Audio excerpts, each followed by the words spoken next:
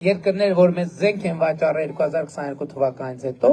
2022 թվականից առաջ ասել են հետևյալը, որ մենք կներեք, ձեզ չենք կարա զենք վաճառենք երկու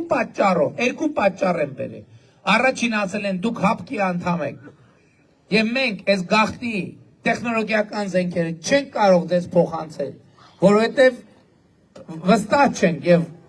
դուք այս տեխնոլոգիաները կարող եք փոխանցել հապկին, եւ երկրորդ այս